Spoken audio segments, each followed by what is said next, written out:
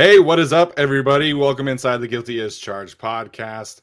Hope you enjoyed our new little bit of an introduction there. Hopefully, that looked as good as I hope it would have. So, happy to be here tonight with my guys, Alex and Arjun. Tyler is unable to make it tonight, so he's out in Texas. But like I said, happy to be here with Alex and Arjun. I'm so used to saying Tyler, I almost said it again. Arjun, how you doing today, man? I'm doing amazing. This is probably like the best weekend of football we've had since the season started.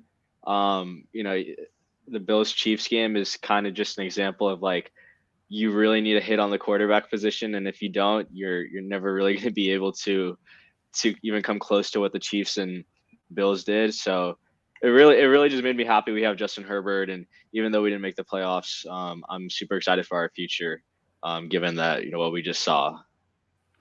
Yeah, man, it was a crazy weekend of football, and we deserved it after the complete snooze fest that was the wild card round. I feel absolutely gutted for Bills fans today. The fact that Josh Allen didn't get to match that just really freaking sucks. But that game was awesome. Generally, a really good weekend. Kind of a little sad that football season is coming to an end, but today was a lot of fun for sure. Alex, gay for Matt Gay today, man. He missed that kick, and I have to say I was a little nervous, but my guy came through in the clutch as the Rams go to the NFC Championship. So, Alex, how you doing today, man? Came through in the clutch. Tom Brady one step closer to retirement, and I'm one step closer to eternal happiness. So I'm okay. The Chiefs Bills game was fun. Did kind of stink that Allen didn't get a chance to rebut at the end there, but I mean they got to change that role going forward in the playoffs. But I'm happy that we get to talk about the excitement that we experienced in the playoffs, and then we get to talk about the Tom Telesco press conference. Yeah, so we are going to talk about Tom Telesco's press conference, at least some of the general takeaways. And then we're going to kind of review the performance from the Chargers wide receivers and tight ends this season, maybe revisit a little bit of our preseason expectations for those two groups, and also kind of talk about some strategies that we are looking for to improve those two positions. But like Alex said, it does suck that the overtime rules are the way they are. I've always hated overtime rules at both levels of football. I know everybody likes to say that college is better, but I think both suck. Like, it really has always irritated me that football is the only sport where overtime is different. Like, just give me an extra period of time, and then give me a sudden death kind of expectation, some kind of sudden death plays, and I think you would have a much better result, much better product out there. Yeah, for people who think that the college overtime rules are better, I would like you to watch Illinois versus Penn State for 5 hours and then tell me that it's better. Because I watched that, I slept through part of it, and then woke back up, and then slept again, and it was still on my TV, and it was the ugliest game I've ever seen. So no college OT rules, but give Allen a chance.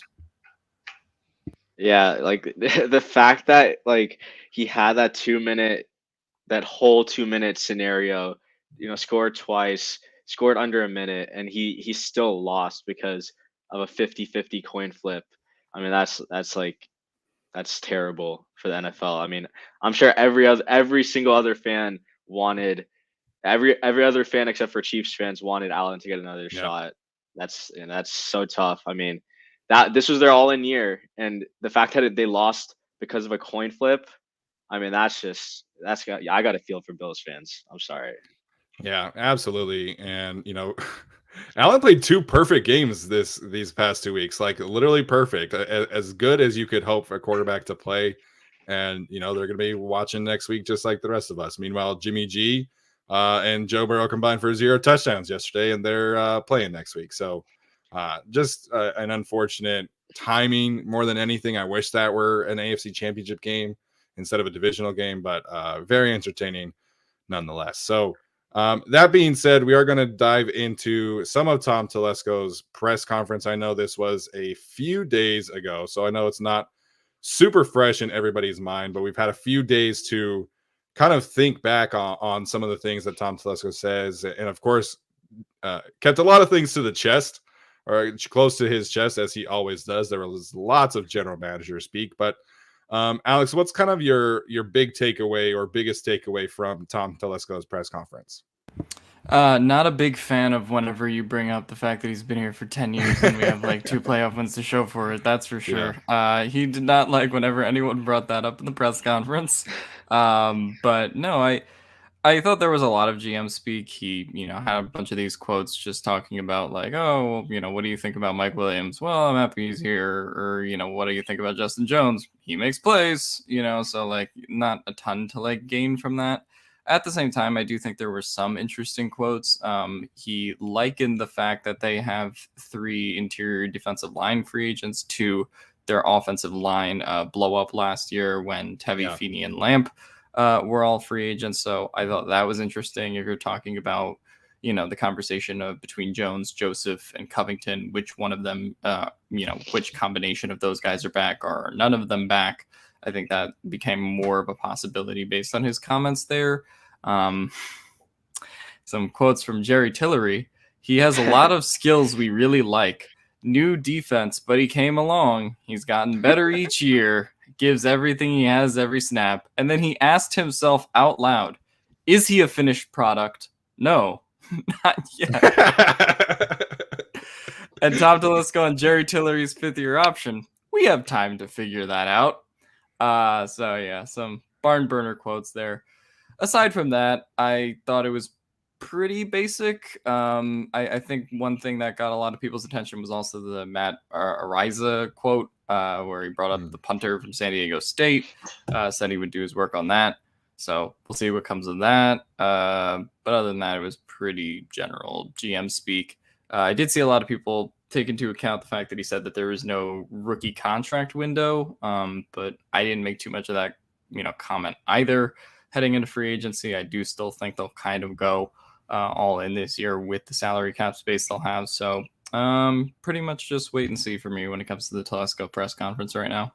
Yeah, I think the defensive line and specifically the defense in general is really kind of the big takeaway from Tom Telesco's press conference for me. And I think, it's the same can be said for Brandon Staley. I had to watch the Tom Telesco press conference in tidbits. I could not sit there for an hour and listen to all of those questions. So thankful for Alex for doing that and tweeting out takeaways on the fly. But I think for me, the biggest storyline of the next few weeks outside of, Mike Williams is obviously the defensive line. And it's going to be really interesting what Tom Telesco and Ed McGuire and all those guys decide to do, because Linval Joseph is older. He was pretty much their most productive, at least in terms of the stat sheet. Defensive lineman Christian Covington was really signed as that 4th defensive tackle, and to me really did not earn another spot back. So that to me is definitely a spot that you have to upgrade. Jerry Tillery potentially picking up his 5th-year option or not. I would prefer not. And I think all of us are on the same page there. And then obviously you have Justin Jones. And I think I could definitely see a world in which Justin Jones is not on the Chargers next year. I think you look at, the injuries. I think you look at the production, and he's a solid producer across the board. He's I did that free agent composite ranking list, and he's kind of middle of the pack, at least in terms of, run stop percentage and pass rush win rate. So he's a solid option, but, Alex has been saying that, was the best defensive tackle on the roster. And I kind of agree with that, but that's also kind of the problem, right? Like you can't walk into a season with Justin Jones as your best defensive tackle in this kind of scheme and really be successful. So I know, Arjun, you did a video for us too, where the Chargers should be allocating their offseason resources. So what do you make of the defensive line comments? Specifically, and how would you kind of like to see the Chargers spend those resources up front? Yeah, I mean, I thought you guys made some really good points, especially about how you can't go into the season in this scheme with Justin Jones. Before I talk about it, I kind of wanted to like finish up on the weekend stuff. If you haven't already, go to my Twitter, Arjun Menon 100, and go scroll down a little bit. You'll see a graph of Joe Burrow's face and Justin Herbert's face. Yeah. I found a way to create a value for the it factor, right? The swagger, the cigar smoking, comparing the two, right? Yeah, I mean that tweet did some numbers that was pretty funny to make, but it's kind of funny how that's like if Joe Burrow goes to the Super Bowl, I'm not hating on him. It's just gonna like mess with my mind. Yeah. But yeah, I mean, I think the defensive line. Staley said he wants to be a line of scrimmage team. I think he means that. He's kind of been true to his word, just based on last offseason from where we started to where we finished. I mean, I think the easy answers: Sebastian Joseph Day, Akeem Hicks. You get the guys who've played in this two gap scheme. Like, I think the issue is like we just had a bunch of guys for Gus Bradley's scheme try to play Staley's scheme. And that's not going to work. Like I think the Rams had like a seamless transition because they were going from Wade Phillips, who runs a 3-4, to Staley, who runs a 3-4 base, and like who runs those 5-1 type packages.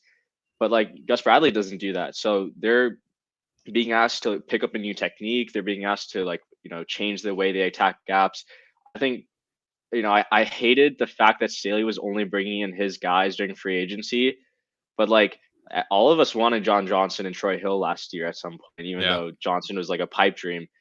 So I don't like, and Sebastian Joseph Day, he's coming off his first contract. He's probably going to be a top of the line nose tackle. But I mean, you have to upgrade the position. I've been kind of sarcastically tweeting about how I want Jordan Davis at 17. You don't draft a nose tackle who only plays first and second down in the first round. That's just bad allocation of resources. Staley's smarter than that. And my last thing, especially from Tom Telesco's takeaway, number one, the reporters outside of Daniel Popper don't allow Telesco to like give any information because of the questions they ask. Very true. Very true. That's number one. So we never really get any information, not because they don't want to tell us. It's because they're not like, they don't have to tell us because no one's asking them. But besides that, I thought a really interesting quote, especially as a data guy, was like, Telesco talked about how he used data, like how he likes to use data when evaluating prospects or free agent players. Like he said, he folds all of that into his decision making. I'm sure Staley wants that more, especially since they had an analytics hire right before the season started in Alex Stern. And it wouldn't surprise me if they hire one or two guys because of the big data bowl that just took place. There's going to be some winners. Someone's probably going to get hired in the offseason. But I really do think like Telesco might be turning a corner, and that's really important because he has sucked at drafting in the last ever since he got hired. Yeah, I know that he's been really into RAS scores specifically, at least in the early rounds. He's generally drafted in the early rounds players who are high RAS scoring, and then for whatever reason, the late rounds, it's like, oh, here's Larry Roundtree and his 4.740. It's a weird balance, but I thought that was an interesting point too. And if he is analytically driven at this point, or more so at least, I would be pretty surprised if they drafted a nose tackle in the first round. I know everybody wants Jordan Davis right now. It's unreal how many Jordan Davis or bust takes are out there in January. And listen, man, if we head into draft weekend and nose tackle is still a problem on the roster, then we have bigger problems than just drafting a nose tackle. So that's kind of my thing. I've generally felt that the first round should be reserved for premium positions. And I think that also plays into this free agency class where you have a bunch of quality interior defensive linemen available in free agency. And I know Deontay Lee from Pro Football Focus did an article recently about that, saying that interior defensive line was probably his like second or third best position group in terms of free agents. So the Chargers have a lot of money to spend. I don't know if they would sign both Joseph Day and an Akeem Hicks kind of player. But, like Alex pointed out, the offensive line group last year, there was a very similar vibe, right? And Telesco last year was flat out said, like, we're not good enough. Like, we need to be better. We need to protect Justin Herbert better. And I got that same kind of vibe this year in terms of the defensive line. So I know there's always like the old Telesco doesn't spend money takes, but I expect them to put their money where their mouth is in this free agency class and really revamp the defensive line. So like Alex, I think that is kind of the big takeaway from Telesco's press conference. Yeah, Telesco doesn't spend money except for the 20 million that he spent on Keenan Allen and the 35 million that he spent on Joey Bosa, and the 19 million that he's about to spend on Mike Williams. But that's beside the point.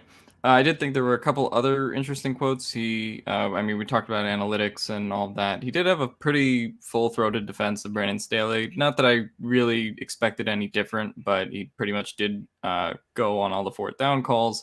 And someone asked him if he ever had a conversation with Brandon Staley about these fourth down calls, and he said straight up there was never any discussion.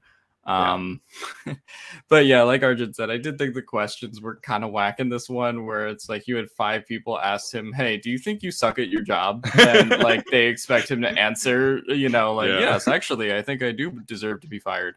Like he's not gonna answer that, but yeah.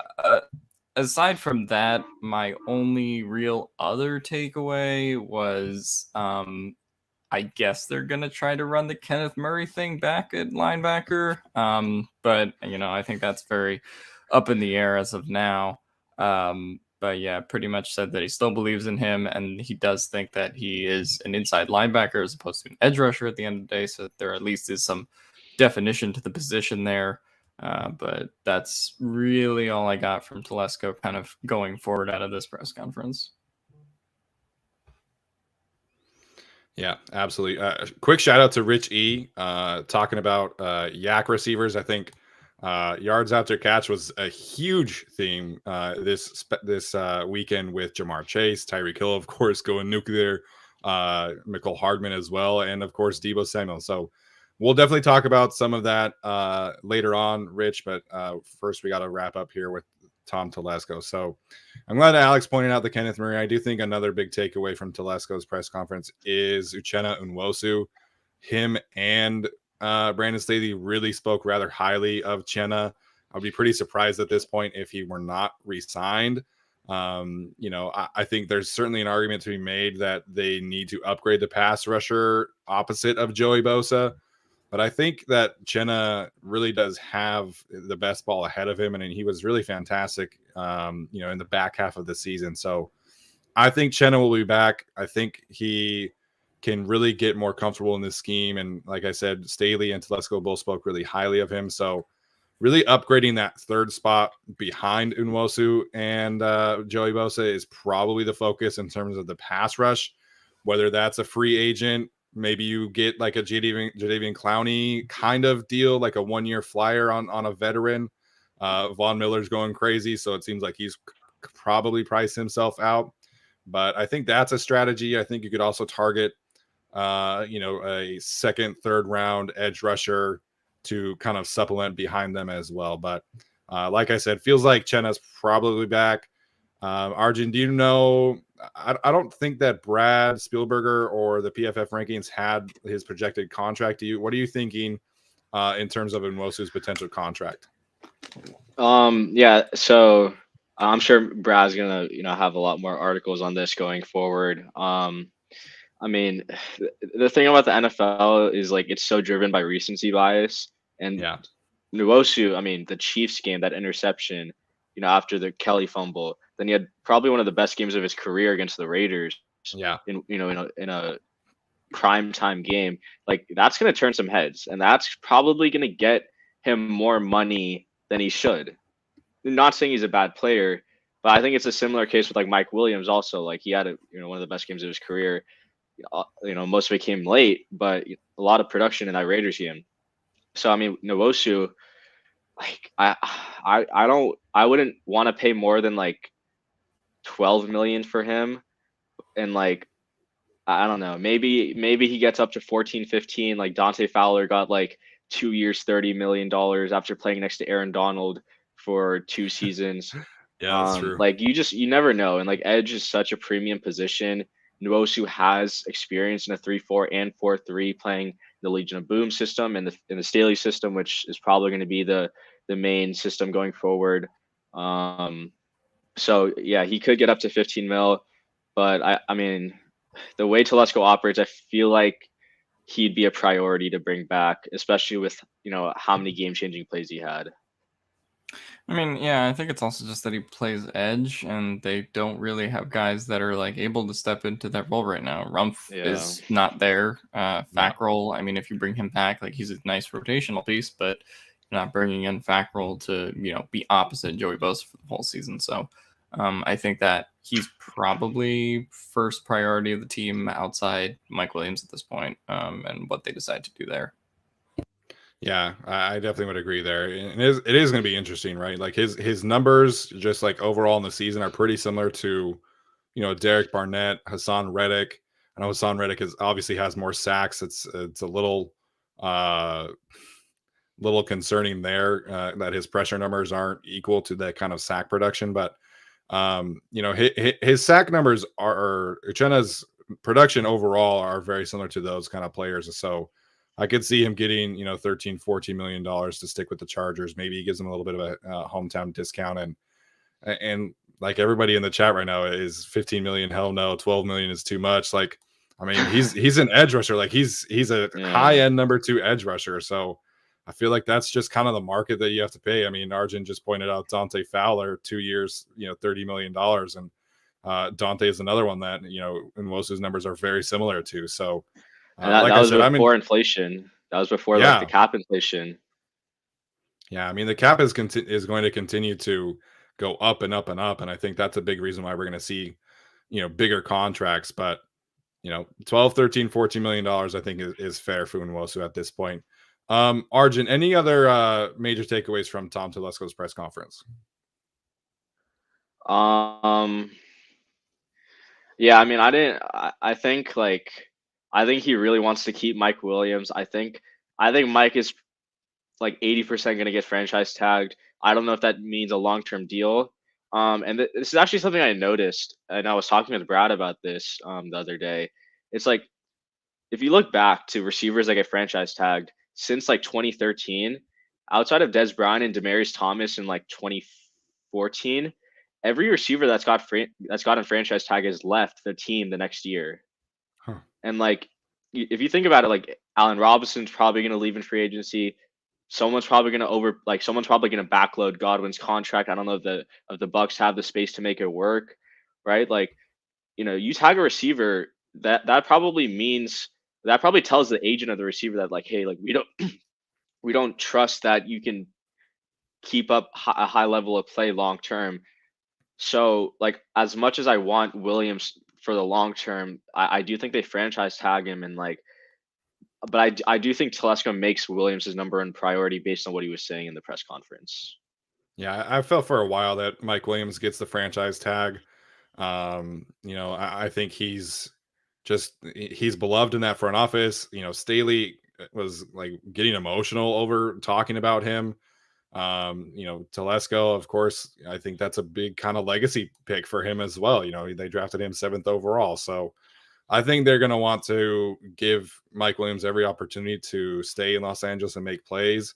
And we'll talk about kind of what they can do around him. But, there's a big conversation on Twitter. I personally would be shocked if Davante Adams signs in Los Angeles, but he is a free agent.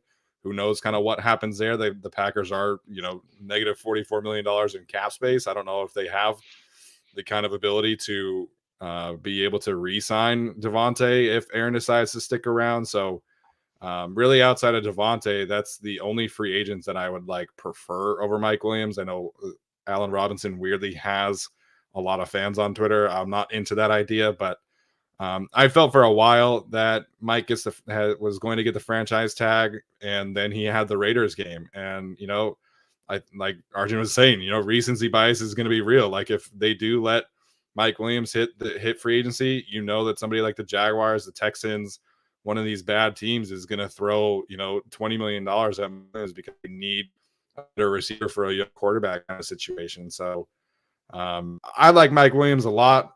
It looks like my internet cut out for a little bit, but I think Mike Williams is going to be back on this team. Just a matter of if they work out an extension after tagging him.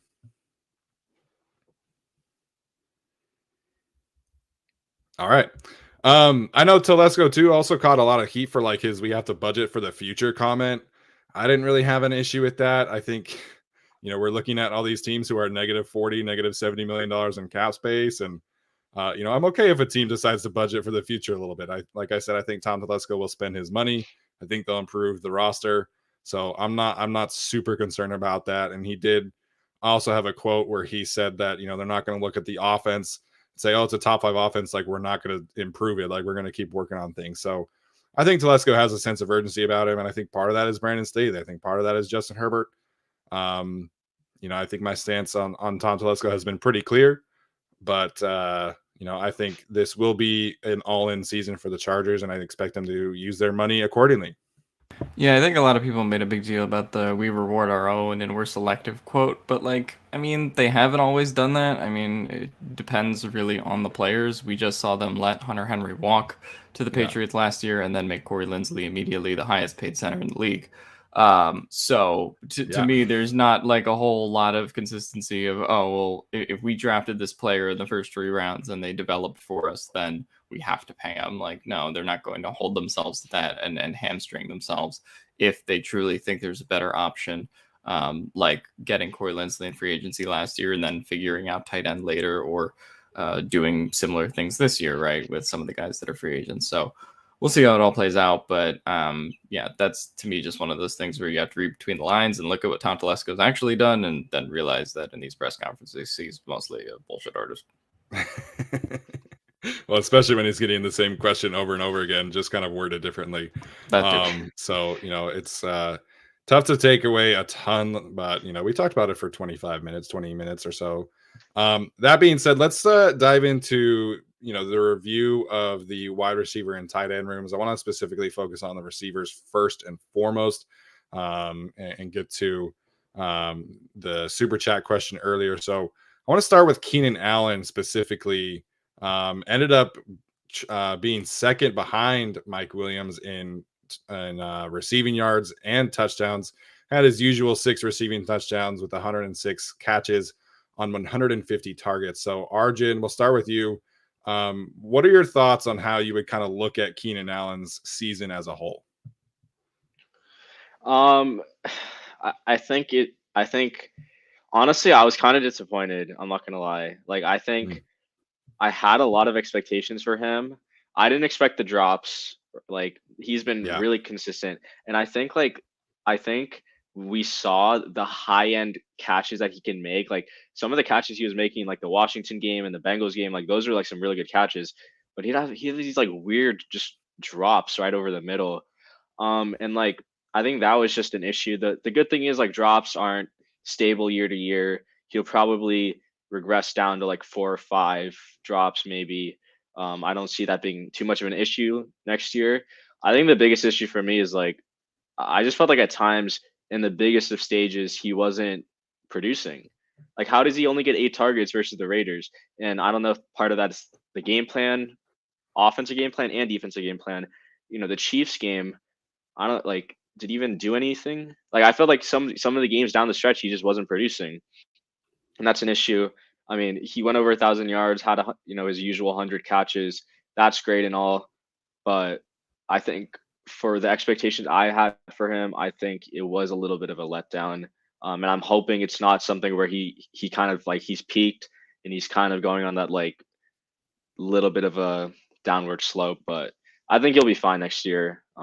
Definitely still the wide receiver 1. Really quickly before Alex jumps in here. So he had 6 catches for 52 yards against the Raiders. He on 7 targets. Against the Denver Broncos in week 17, he had 4 catches on 9 targets for 44 yards and a touchdown. Then the Houston game, 4 catches, 35 yards. Yeah, that against the Chiefs, he had 6 for 78 and 1 touchdown. Yeah, the Houston game was a weird one. I don't know how he only got 4 catches, especially against the corners they were putting out. That was just like, what the hell? Yeah, I think if you look at Keenan Allen's year, like the drops, I'm not terribly concerned about because there's not a whole lot of translation from year to year. I think everyone kind of gets more used to playing with Justin Herbert anyway. I don't think that we should expect those drops to continue next year. If they do, then that's a problem. Yeah, I think it's like Arjun said, there were a lot of moments where he just sort of disappeared in some pretty big games. The Raiders game being obviously the most recent and fresh one in our minds. Yeah. I'm going to point out a stat that I think is interesting regarding yards per route run. If you look at Keenan Allen in 2021, Keenan Allen was seventh in the league, or sorry, in 2020, Keenan Allen was seventh in the league behind DeAndre Hopkins with 2.53. He was 35th in yards per route run this year with 1.93.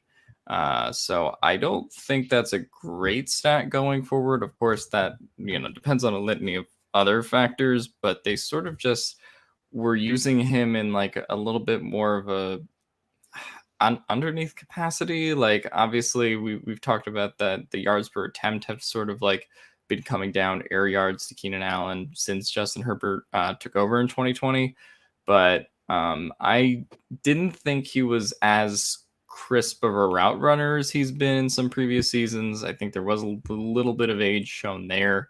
I don't think we're getting anywhere close to a cliff, and I think Keenan Allen's going to be able to produce as a wide receiver 1/2, depending on what they do with Mike Williams for a pretty long time. I mean, he has 3 years left in his deal, and I think he'll be able to, produce some more 1,000-yard seasons, barring, some unforeseen injuries. But I did think 2021 was a little bit of a dip for him, particularly over the back half of the season. And so we'll see what that's like going forward. Of course, I think Keenan Allen also kind of gets filed into that group of players that he did have COVID this year, right? Yeah, he did. Yeah, so he only missed the one game though, I think. Yeah, he only missed the one game, but I mean, we have talked about those players that have like come Right. back and were, Right. generally a little bit less effective or just looked less athletic on the field. So, a lot of that is speculation from player to player, but it did feel like that's something that could contribute to being 35th in Sure. yards per route run, right? So, I think it's if we're trying to like grade Keenan Allen's season, I'd give it a B based on where the expectations were, B plus. I thought he was still solid, but definitely a little bit of a dip in some key areas. Yeah, I think the usage of Keenan Allen was kind of exciting at moments, and then also like, what are we doing here? Because I really liked watching him be able to run deep routes more often, and I feel like he was doing that. They used him on deep overs and corners. I feel like a lot more than the previous regime did. But then also he was like their yards after catch screen receiver too. On a bunch of the RPO stuff, he was always like the flat leak route, and so I was a little annoyed and frustrated with the way that they used him in that regard. I would love for him to or them to use somebody that's a little faster, a little more dynamic in that kind of role.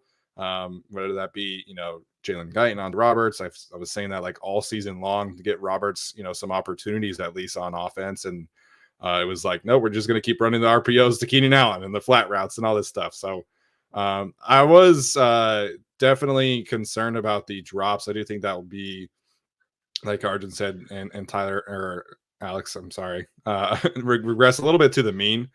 I do not expect him to have 9 drops next season, but I was fine with his season. I wasn't like super excited. It wasn't like disappointed. I think he is what he is at this point in his career. I think he's going to be reliable. He was still one of the top 5 receivers in third down conversion. So we know that Justin Herbert loves him across the middle in that regard. So I guess my question here, kind of pivoting to Mike Williams, then, if Mike Williams is back next season, is he the clear cut wide receiver 1? I mean, I feel like we had that conversation after like the Chiefs game, and then it kind of went back to Keenan, and then it kind of went back to Mike Williams. So, Alex, what do you kind of make of that dynamic next season if Mike Williams is back? And then, of course, your thoughts on Williams' season overall. Yeah, I think at this point they would have to be viewed as co-wide receiver 1, 2 still. I mean, Mike Williams did finish as the highest in yards, but it was by like what 10 yards. it wasn't by a whole lot, right? In terms of how he finished, right? So I still think you have to view them as pretty much co-lead wide receivers.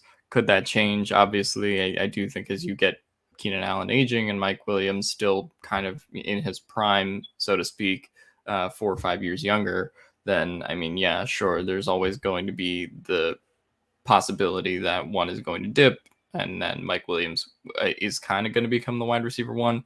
But this is also stuff that we were saying in like week 4, week 5 this season, right? Yeah. When he was the X receiver and he sort of did become wide receiver one, right? And then had a couple games where he disappeared, and then it was sort of like on and off again from there. So I do think schematically, in terms of what they see in him as the X receiver, as that sort of Michael Thomas kind of dude that Joe Lombardi envisioned him as, then I do think he is technically wide receiver one. But I also think that'll kind of depend on the game, depend on the matchups, and also depend on how Keenan Allen is playing at any given time. But I don't think it's really a decisive wide receiver 1-2 either way. As far as the season, I mean, I think Mike Williams improved. I think that we sort of asked him to be a generally better route runner and like, hey, run a couple slants here and there. Not that any of us were expecting him to be Michael Thomas except Joe Lombardi. But we sort of did get him to a place where he showed more and wasn't just, jump ball Mike, right? He did show more on some of those complex routes. So he did grow his route tree from where it was. And that's sort of what we were asking him to do this year. So for me, Mike Williams is by no means a perfect receiver, and there are going to be things that he does on the field that irritate you, like, when he jumps into, an injury that he probably could have avoided or stuff like that. But for the most part, I do think Mike Williams got better in 2021 and is probably, if we're grading wide receiver seasons, was probably the best receiver this year. Yeah, I think I agree with most of the points Alex said. I think he did improve. I think we need to like chill on like the whole Devontae Adams stuff. Like, I understand Green Bay doesn't have cap space, but like what connection does Devontae have with LA? Right. Like I know, okay, the Lindsley Bulaga thing is they play on the offensive line. So like obviously they're gonna be closer than what Devontae and Bulaga or Devontae and Lindsley are gonna be. Like the Raiders, for example, I created like I created my offseason composite score, taking like draft capital and salary cap space. Like the Raiders showed up pretty highly there. And like Devontae played with Derek Carr in Fresno State. Like that's a connection we should be worried about. Like I want Devontae to stay in Green Bay, just stay away from the AFC, because he's probably not going to come to us. But that being said, switching to Mike Williams, I think he's still probably wide receiver number 2. I think he's just too inconsistent to be a wide receiver 1. Like there's some games it feels like he's super involved. Some games where he's like it's not like he's getting locked down, but he's not getting any targets. He's not really, every time they throw to him, he's not separating. I'm actually gonna bring up a stat that I created. I called it drops over expected. I wrote an article for PFF about this, which is like how often do receivers drop the ball given their separation, given the quarterback accuracy, and things like that. So this was like this really pissed me off, but like there are 4 Chargers in the top 23 that dropped the ball more than expected, right? So you have Jared Cook at 7, you have Austin Eckler at 13, you have Keenan Allen at 18, and then you have Mike Williams at 23. So like you have these 4 dudes who just drop the ball way more than they're expected to, or not way more, but like more than they're expected to. And Mike Williams falls into that category. Like he had some bad drops. I did feel really bad for him watching the All In one where he tried to make the one-hander. He was just like, the head, and you could tell he cares. Like that's the thing. I've never seen Mike show emotion a lot. Like he's one of those like stone cold killers. Like he doesn't really get excited or anything, but I did feel like he felt really bad for dropping that catch. But like when Mike's on, I think he has more upside than Keenan Allen, especially given his frame and what he can do when the ball's in the air. But I don't see how he passes up Keenan Allen unless he really takes command of the targets in this offense. Otherwise, I do think it's Keenan Allen 1, wide receiver 1, Mike Williams wide receiver 2. Yeah, I mean, in terms of the pecking order, like Allen had 150 targets, Williams had 120, 122. So Keenan's going to be more heavily targeted, right? Like he is, that over the middle intermediate option that Justin Herbert relies upon. So I think in terms of targets, like if that's how you determine who's 1 and 2, like Keenan's going to have more targets than Mike Williams, but I think Williams does have that other gear to get to. And I think some of that is usage and some of that is realizing the playmaker that the Chargers have in him. Like we were all so frustrated at the way that he was used during the first Raiders game, when he had one catch for 11 yards and they had all these backup corners trying to cover him and he was getting open and Herbert would either just not look his way or miss him or the case be. And then of course in the second Raiders game, he explodes for 9 for 119 and 1. So I definitely understand the consistency issues there. When he does have a bad game, he really does have a bad game. 19 yards against the Patriots, 39 against the Broncos the first time around. So I definitely understand the inconsistencies, but I like the way that they used him this year. I like them giving him a little bit more opportunities for yards after the catch. I like that it wasn't just a ton of jump balls like the old offense. So I think Williams does have some more upside. I know that there were a lot of people on Twitter talking about like, well, is this the best we're going to have in Mike Williams? And I could see a scenario next year where, granted, if he stays healthy, where he does get over 1,200 yards, maybe creeps up to 1,300. So I don't think we've necessarily seen the best of Mike Williams. And it feels like the relationship he has with Justin Herbert is continually getting better and improving. Someone pointed out in the chat earlier, this was the first year in the offense. So Lombardi is going to continue to learn more about how to use his playmakers the right way and how to use Justin Herbert the right way. And so I think that Williams does have another year to get to. The drops were definitely frustrating. There were a couple instances where just like after the catch where like the awareness wasn't like what I wanted to. I think it was like the Broncos game where he had that big catch and run and then like took such a bad angle and like rounded it out and then went out of bounds and he could have had easily like another 20 yards after that. So, there's definitely some frustration there and I get it, but I think the usage will continue to go up. I think Williams will continue to get better.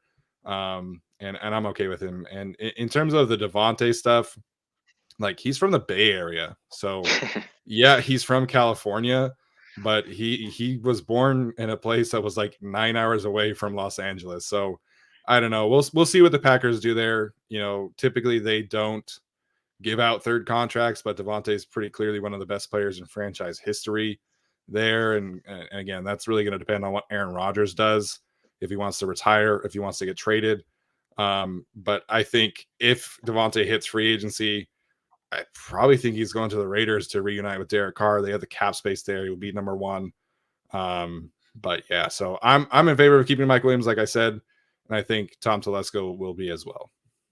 Hot take. He doesn't go to the Raiders to reunite with Derek Carr. He goes to the Raiders to reunite with Aaron Rodgers. No. Which pisses my pants.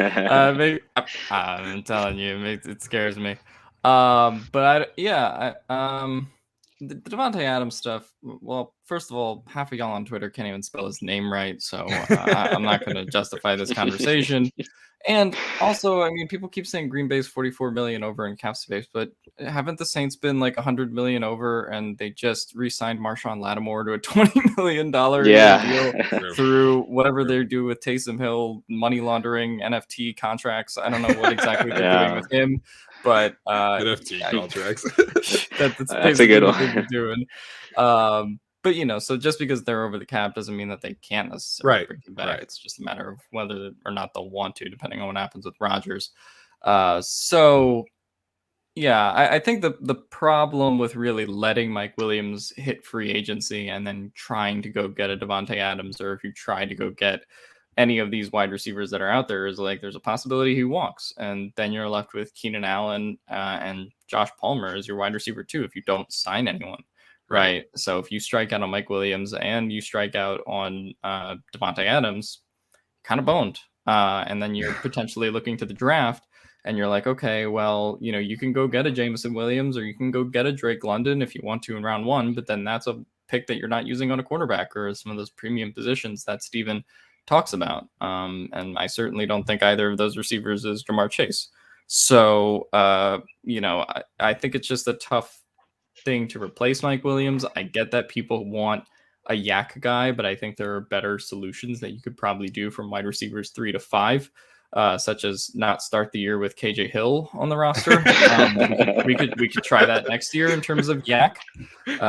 But I just think they're going to re-sign Mike Williams, and I think you put yourself in a tough position without Mike Williams anyway, because then you really kind of throw your draft into turmoil, and then you kind of are left scrambling. So I get why people don't think Mike Williams is the perfect receiver. I think Tyler, who's not on this podcast, is probably the most negative on him out of us. But I do think you just put yourself in a dangerous position if you don't franchise tag or if you don't extend him. Yeah, absolutely. And that's where I'm at too. Super LT points out we should sign Gabriel Davis. Man, what a game today. Completely broke out of his shell. But I think he's Gabriel Davis should pay whatever his next contract is. About 5% of that got to go to Tyrann Mathieu for leaving the game. Very true. Very true. But no, I'm in a similar boat because they're like we see this all the time with other teams, right? Like you let somebody walk. You have a target in mind, and then you don't get that target, and then you have to scramble. And that's just not really a scenario that I think Tom Telesco would put himself into. So we'll have to see how that one pans out. In terms of the receivers after Keenan Allen and Mike Williams, obviously you have Jalen Guyton and Josh Palmer both kind of splitting that role. Jalen Guyton ended up actually putting up very similar numbers to the numbers that he had in 2020. They were almost identical. His yards per reception was obviously a little bit lower because they used him a little bit down in that regard. So Arjun, I think Jalen Guyton is a restricted free agent. Obviously Josh Palmer, a rookie. What are you kind of expecting? And this is kind of where we can kind of transition to how we want to improve this unit. But what are you expecting behind Keenan Allen and Mike Williams going forward for this team? I think I don't think they let Jalen Guyton walk. I think like you have literally zero speed on the roster if that happens. And I'm not really in favor of I'm not a film grinder like you guys, so I can't like fall in love with like Jameson Williams. Even though like I did say it'd be super fun for him to be on the Chargers. Yeah. But like I think Guyton did okay. Like really the only two deep balls I remember off the top of my head was the Bengals 50-50 where he made a great play on the ball, and then the Giants insane Herbert throw. So like it's not like his 2020 role translated well to this year. He was running a lot more curls, a lot more outs, a lot more digs. I think they were using him in like a traditional wide receiver role, which may or may not have fit him. And for Palmer, I'll be honest, like Palmer didn't show up too well in our PFF charting data. Like I put out a graph, during like week 15 or 16, where it's like Josh Palmer was in the bottom 5 in separating against man coverage among all players. And that's obviously not something you want to see. Keenan Allen's in the top 5, Josh Palmer's in the bottom 5. Everyone, I think the media and like the reporters overhype the idea of like mentorship or whatever. I think it's shown itself sometimes, like Melvin Ingram's mentorship on like Joey Bosa and Alex Highsmith in teaching them how to do that spin move on a tackle. Right. I've seen that, but like, Josh Palmer wasn't really getting that much separation. I did think he had a pretty decent game against the Raiders, showed up pretty, played pretty well at the end. But I do have a solution to our yak problem and our running back 2 problem. And that's simply signing Cordero Patterson to fill both those roles. You fill the yak role, and when Austin Eckler comes off the field, you just move Patterson to running back, and then we have kill 2 birds with 1 stone. And you probably get him for pretty cheap given his age and everything. Yeah, I think Cordero Patterson. I haven't really been thinking about it because the discourse on Twitter recently has been, how do you get a Debo? But that's everybody wants a Debo, but it's like and Tyreek. Like, very how do you expect? Yeah, how do you expect Jameson Williams to be Tyreek? Like you saw what Tyreek did. That 70-yard touchdown, like that. No draft prospect is ever gonna do that. Like you compare Henry Ruggs to Tyreek. Henry Ruggs does not have the short field quickness. Waddle was thought to be similar to Tyreek, but like Waddle was being used like Jarvis Landry in Miami. Yeah. Like it's just you're not gonna find a Tyreek or a Debo. Yeah, and I think it's foolish to build your wide receiver room as though that's going to happen either. So I think going after Cordero Patterson or some of those established yak guys that can maybe even guys like Cordero that can play wide back, as Debo calls it. I think that Yeah. would be kind of interesting. I think for me it's less specific players that you can plug and chug. I mean, I think Jalen Guyton and Josh Palmer are fine, but the bigger problem for me is that they only carry 5 wide receivers Yeah. even after, and one of those guys is either Hill, who they started the season with, or Roberts, who they don't integrate into the offense really. I mean, like aside from play here or there. You're right. So you're running with 4 wide receivers in terms of Keenan, Mike, Palmer, and Guyton, 3 of whom are fairly slow, and then Guyton is pretty fast. Obviously, can burn a defense deep. But not necessarily super fast in the intermediate range in terms of like just being able to be like a super complete route runner. So for me, it's less, the 6 or wide receivers you have more than like, I would like to see Andre Roberts get involved a little bit more if you're going to have him there.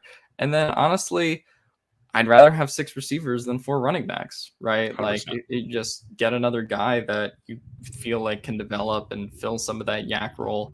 Don't really care who it is. It can be someone in the draft. It can be someone that you've got getting as a depth and free agency. But I feel like the wide receiver problem this year in terms of yak was magnified by having Keenan and Mike as your top 2 receivers. But for me, it was more how it was built around them and the fact that they only had 2 receivers behind them at all times because they can't really use Roberts or earlier in the season KJ Hill in their offense. So I think if you're only running with 4 wide receivers, you're gonna have problems. Yeah, that was a big issue for me as well. You have 4 running backs, you have 4 tight ends, and 1 fullback that you don't use. So the roster management in terms of the skill players is definitely something that I need to see improve next year. And I don't necessarily think that the Chargers need like another Debo or a Cordero Patterson. Although I would be a little annoyed if they signed Cordero this year as opposed to last year when they could have got him literally for pennies on the dollar. But we'll have to see what happens with that specific position. I just want more speed, man. Like I think heading into next year with Jalen Guyton as your only legitimate speed option on the roster, it creates a problem. And of course, you're gonna have him in a little bit more of a well-rounded role, which we figured was gonna happen this year. But when you have Keenan Allen and Mike Williams and Josh Palmer definitely on the roster, like you need another legitimate speed option. And so if that player is also a creative yards after catch player, fantastic. Everybody, as Jack H points out, Traylon Burks would solve all the issues. I haven't personally watched him yet.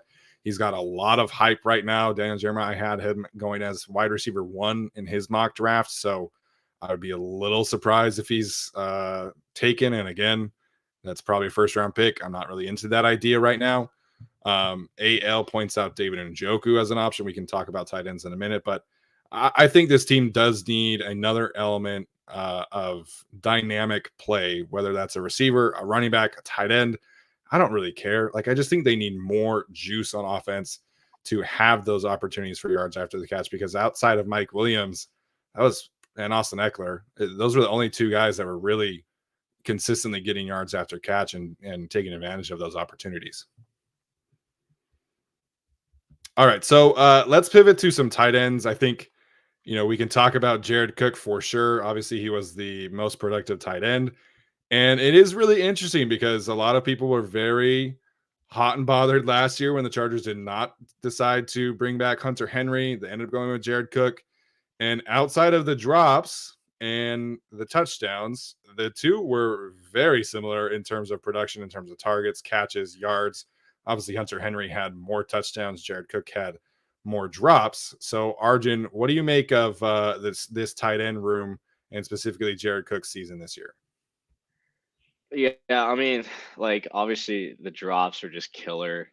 I mean, we probably win that Chiefs game if he doesn't drop that pass on the goal line before halftime. It like the problem with Jared Cook is like people are only going to remember the negatives he had while forgetting that like against the Raiders twice where we needed him, he showed up. Like he had two of the biggest games of the year against the Raiders where Yep. like they've struggled against tight ends and he showed that. Like he showed why they struggle against tight ends.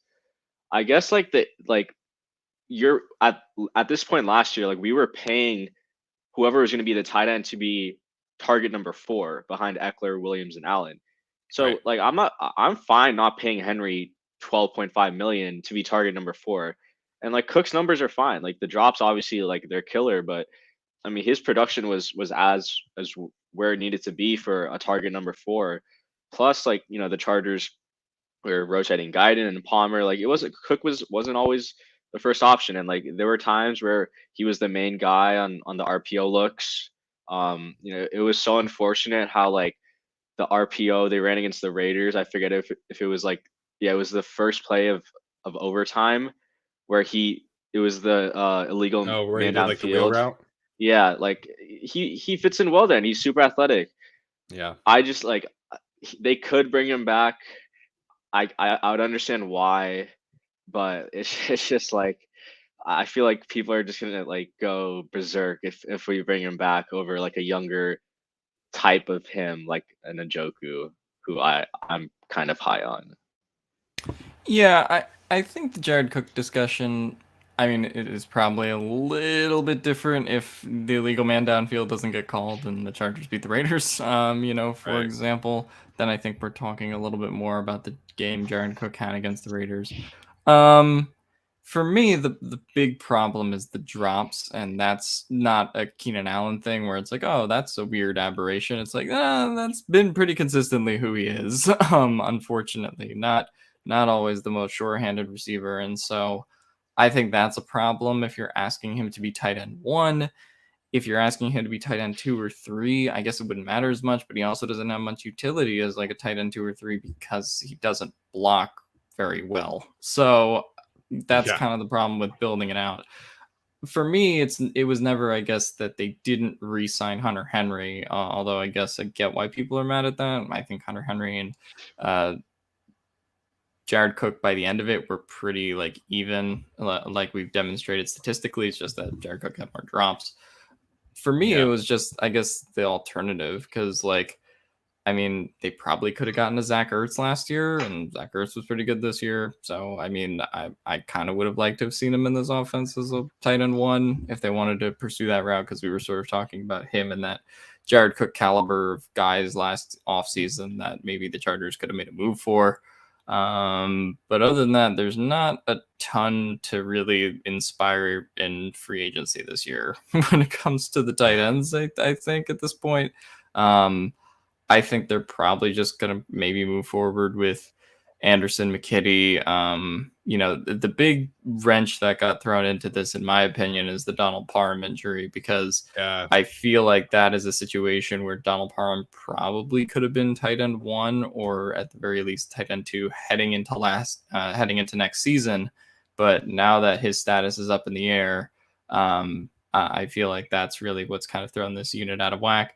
They were using Trey McKitty more a lot, of course, in those last 4 games because of the Parham injury that happened, unfortunately. So maybe they go forward with that, and he can be tight end 1 or 2. But I still think you probably should move on from Jared Cook, but I do think you also have to probably find another tight end 1. I don't think you can just promote a guy on the roster this year.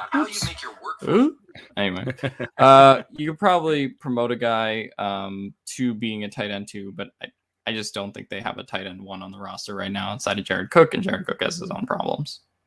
Yeah, Jared Cook, I think, again with the recency bias thing, how different do we think of his season if he has that catch, if the Chargers don't call that, or if the referees don't call that penalty on the Chargers and he has 120 yards receiving or whatever in the final game. So there are definitely issues with Jared Cook, right? I think the drops are always going to be there. I think maybe that comes down a little bit, but that's always been a problem of his. I forget who it was, but somebody has issues with his route running and his mental lapses. Again, that unfortunately has been a reputation of his for quite some time.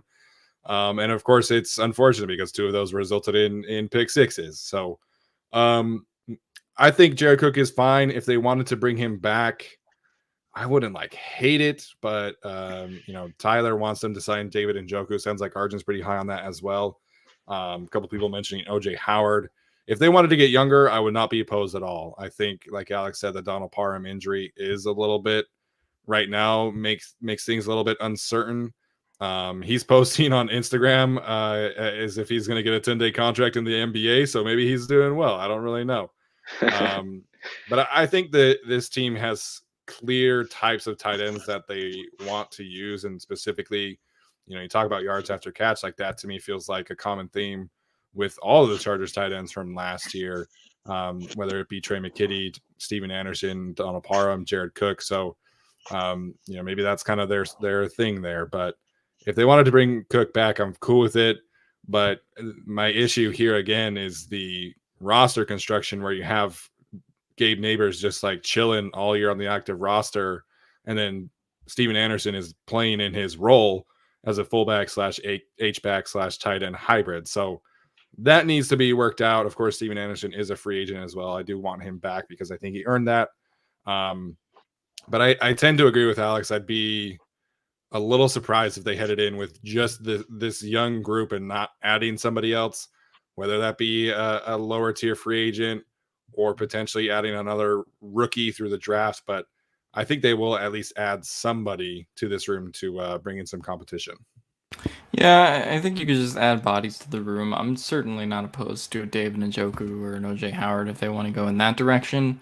I guess my thing though is like OJ Howard sort of works better when he's in that tight end like room in Tampa Bay, right? Like I don't think he's gonna super work well as like your tight end one.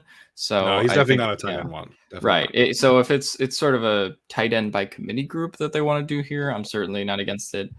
Njoku is probably more the guy that I feel like could be your tight end one in terms of the receiving production. But even when it comes to Njoku, I mean, the Cleveland Browns did kind of like sign Austin Hooper and like sort of have that weird dynamic going on where they thought for a period of time that Njoku couldn't be tight end one. So I don't know. There's a lot of questions to be answered there, but I do think the most important piece of the puzzle to solving the tight end room in the offseason is A, what they do with Jared Cook, but B, I mean, you could probably put it as point A because it's more important. It's all about what happens with Donald Parham, I think. Yeah, and I think Trey McKitty's development is right there after that. Obviously, they took things really slowly. Early on in the season, had him inactive a bunch of times, much to Tyler's chagrin, giving him 2 X factors and then being inactive those weeks. But I'm curious to see what they do with him as a receiver, because I thought that he really came on down the stretch as a blocker. And of course, you need that true F tight end blocking kind of tight end.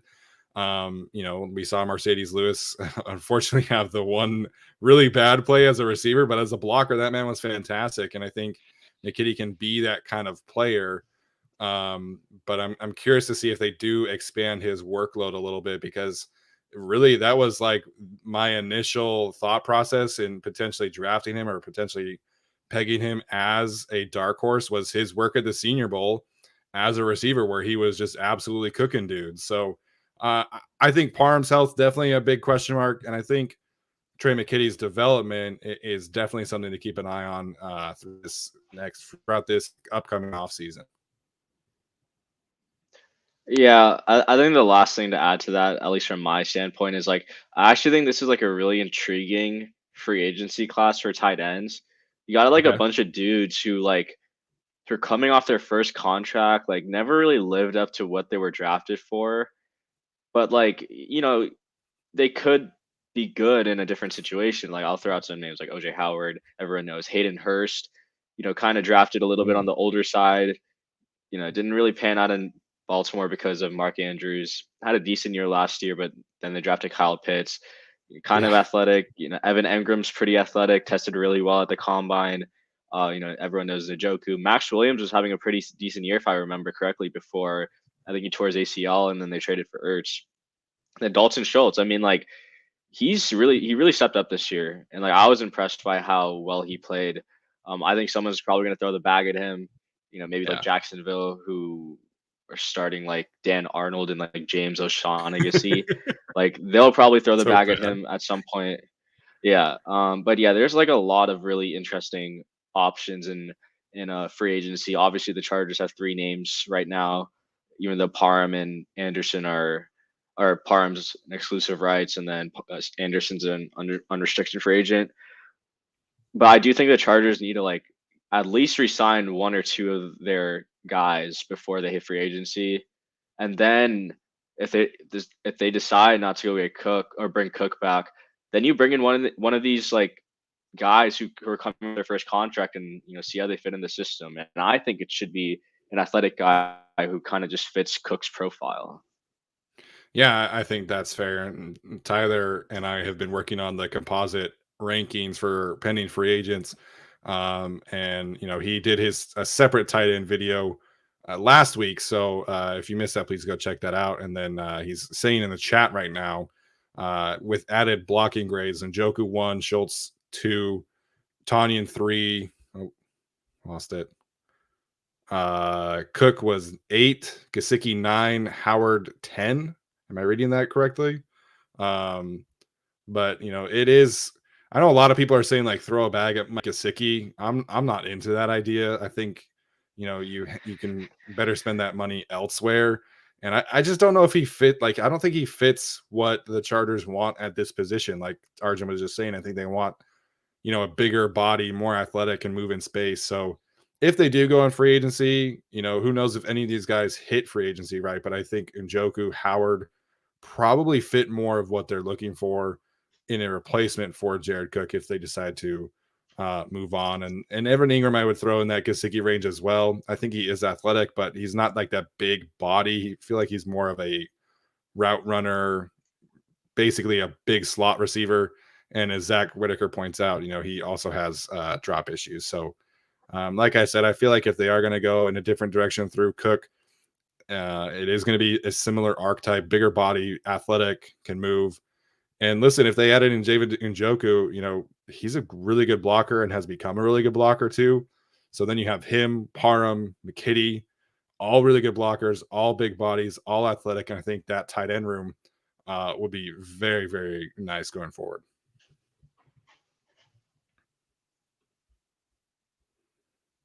Cool. All right. Arjun, really quickly, did Brad include a contract prediction for Njoku in his rankings? Do you know? I do not. I doubt he showed up pretty highly in like our free agent rankings because he's been like tight end 2, even sometimes 3, for the Browns. But Are yeah, you I mean, looking or you want me to look? I'm looking right now.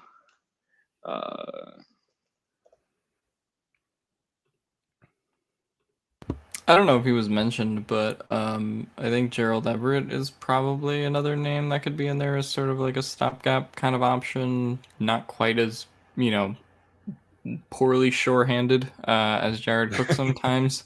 Yeah. And, is sort of in the same vein of receiving guy that isn't much of a blocker. So, I mean, you could probably blend that in and do a replacement if you did want to go a little bit younger than Jared Cook, but we'll see. Oh man, Pro Football Focus has David Njoku's predicted contract at 3 years, $12.5 million per. I don't know how I feel about that. Yeah. I just talked about I don't want to pay 12 mil for the fourth Wait, target. That's a 12.5 lot. per? Yeah, per 12.5 per. Yeah. Might need to It's a send a 3-year, message to Brad. $37.5 million total contract, according to the PFF free agent rankings. Again, that's a prediction, a projection. It's not necessarily like a guarantee, but he's graded out pretty decently. Like, obviously grades aren't the end all be all. I'll shoot a message to Brad tomorrow. I mean, that seems kind of high, especially since everyone like above and below him are kind of below that number. But yeah, let me talk to him. That doesn't really seem right. Alex, brought up Jared Everett. He's at 3 for 22.5, which is 7.5 per. I don't even know if he had like a fantastic year or anything like that, but He did okay. I think he had like 500 receiving yards, Yeah. something like that. You know, but I sort of meant that as not like, oh man, this guy's going to be your Njoku who's going to get like Right. 80-yard plays or something. But, Yeah. you know, could be, if you wanted to move on from Jared Cook this year, probably a little bit better of an option at this point, a little bit younger, about the same cost. But yeah. And of course, there is, I imagine, some coaching overlap since he was on the Rams last year. Arjun also brought up Max Williams. He's at 3 years, $18.75 million contract, which is 6.25 per. Again, then these are predictions.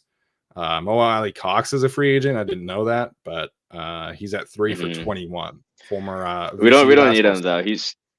He's like the same as Parham, the basketball dudes. Yeah. Hey, did you guys know that Antonio Gates played basketball in college? wasn't aware. Thank you for informing. No, yeah, I'm excited to see what they do there. I guess Arjun has talked me into not hating Jared Cook being back, so you know we'll see what happens there. But Alex, Arjun, any final thoughts on the tight end before we wrap up today's show? I mean, yeah, for me, it's like it's not that much of a like I wouldn't be like too worried if you don't like really like invest resources into it, given that like they'll probably be the fourth or fifth option in the passing game. Obviously, like I'd rather them wisely spend their money than throw a bag at Njoku. Like I wouldn't feel comfortable paying a tight end over 10 mil if they're being unless they're really good. Andrews, Kelsey, Kittle, The targets that have to be there level. too. Yeah, exactly. Like that's the issue. Like you're never going to be able to justify 10 plus mil APY as a tight end unless you're a top 3 option in that offense. So yeah, that's kind of my final takeaway from that. Yeah, I feel like there's gonna be some disappointment, like ever since post Hunter Henry, because Hunter Henry was like a fringe top 6, top 7 dude, right? And so Jared Cook is not that, in my opinion, right? Like I think he's sort of top 10, top 15-ish, but like he's sort of on the fringes of that. He's also a little older, doesn't block, so I feel like there is some disappointment. But like Arjun said, I mean, you do have Keenan Allen and Mike Williams and Austin Eckler and all of these guys that you have to budget for, right? In terms of what they're going to do in this offense, not just talking about financially, but just what their target shares are going to be. So I don't really think you need to have like a dominant tight end one, like a Travis Kelce or something like that, in the way that this offense works. So I'm fine with them focusing more on wide receiver. I think wide receiver is the one where you probably need to get some kind of yak guy. Also bring back Mike Williams or decide what you're going to do there. So to me, out of the 2 positions we talked about today, like that is the most pivotal one that will determine this team's success in 2022.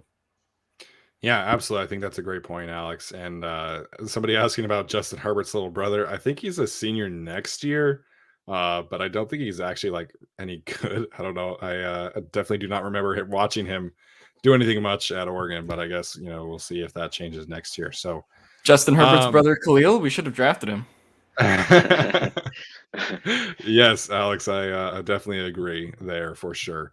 This was a fun episode for sure, and thank you guys for tuning in. Really excited to dive into this specific draft.